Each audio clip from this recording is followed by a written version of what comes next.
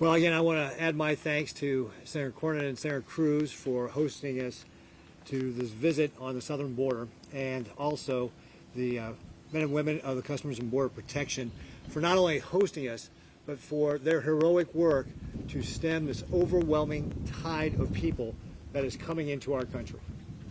Last month, a record over 260,000 contacts by Customs and Border Patrol.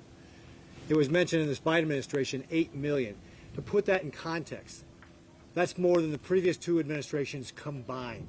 That's how many people are coming here. We've also seen, again, another record year of people on the terrorist watch list, over 170 coming to this country. Last year was 98. Put that in perspective. A few years ago, that was single digits. And why is this happening?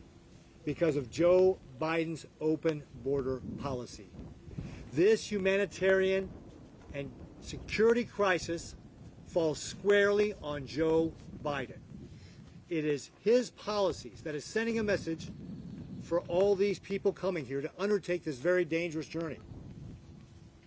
We heard about over 800 people dying in the last year, over 2,300 since Joe Biden has taken office.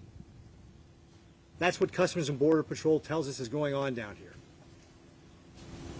Senator Cornyn, I mentioned the leading cause of death among young people in our country, ages 18 to 45, is drug overdose, fentanyl. It's coming from here.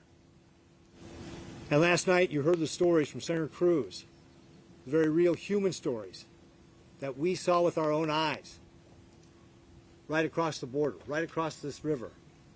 We saw the people who had just come here and heard their stories.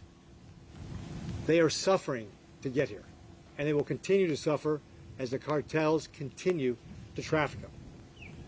As my colleague said, this is a modern form of slavery, and it is allowed to go on because of Joe Biden.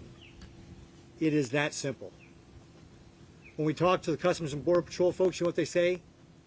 The first thing they say is change the policy. Change the policy so we don't send that message so many people aren't coming here. They're spending more time processing people than actually guarding the border. This must end. This must end. And it will only end when this administration takes responsibility, when Joe Biden takes responsibility for the human suffering he is causing right here in our own country, and change these policies so that we don't have this crisis.